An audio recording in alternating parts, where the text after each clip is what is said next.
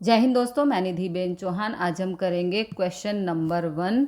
इस क्वेश्चन को हमें a प्लस आयोटा b की फॉर्म में एक्सप्रेस करना है। तो क्वेश्चन 1 में हमें जो भी ये दिया गया है इसको a प्लस आयोटा b की फॉर्म में लिखना है। यहाँ 5 आयोटा माइनस 3/5 आयोटा हमें दिया गया है, इनको हमें मल्टीप्लाई करना है। तो 5 को -3/5 से मल्टीप्लाई करेंगे, उसके बाद आयोटा को आयोटा से मल्टीप्लाई करेंगे तो ये होगा आयोटा का स्क्वायर। फिर 5 से 5 को हम यहाँ पर कैंसिल कर देंगे। ये कैंसिल कर दिया तो बचेगा यहाँ पर -3। आयोटा स्क्वायर की वैल्यू होती है -1। -3 को -1 से मल्टीप्लाई करेंगे तो हमारा 3 आंसर आएगा। अब जो भी ये रिज़ल्ट आया है इसे a प्लस आयोटा b की फॉर्म में लिखना है। तो आयोटा b वाली टर्म तो इसमें है ही नहीं, तो इस तरह से हम इसको लिख सकते हैं 3 प्लस आयोटा 0 कर देंगे। जो भी आयोटा के साथ नंबर है वो 0 होगा, ये आयोटा वाली टर्म 0 हो जाएगी। तो हमारा रिज़ल्ट सिर्फ 3 होगा। यानी कि क्वेश्चन 1 में जो भी हमें ये वैल्यू दी गई है इसको a प्लस आयोटा b की फॉर्म में इस तरह से हम लिख देंगे, ये हो जाएगा आंसर। अब करेंगे क्वेश्चन नंबर 2।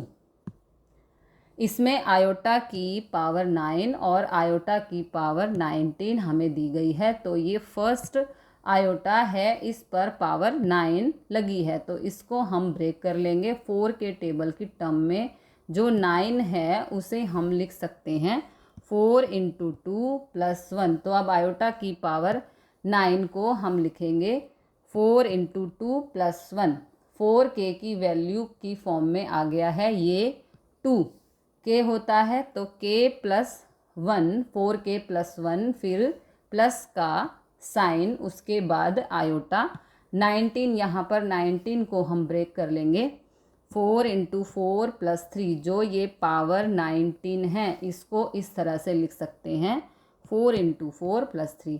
तो पहले आयोटा की पावर हो गई है 4k + 1 की टर्म में, और दूसरे आयोटा की पावर हो गई है 4k + 3 की फॉर्म में। तो अगर 4k + 1 पावर होती है तो यहाँ पर आयोटा ही रिज़ल्ट हमें मिलेगा। फिर प्लस का साइन यहाँ पर है, ये वाला साइन प्लस का यहाँ पर, फिर 4 × 4 + 3 यानी कि 4k + 3। अगर 4k + 3 होता है तो जो भी हमारी वैल्यू होती है आयोटा की वो माइनस आयोटा होती है। आयोटा की पावर 4k + 1 आयोटा के इक्वल होगी आयोटा की पावर +3। 4k + 3 है तो ये माइनस आयोटा के इक्वल होगी। अब यहाँ पर सॉल्व करेंगे तो आयोटा प्लस माइनस माइनस, ये आयोटा ये वाला plus minus minus iota, iota में से आयोटा को माइनस करेंगे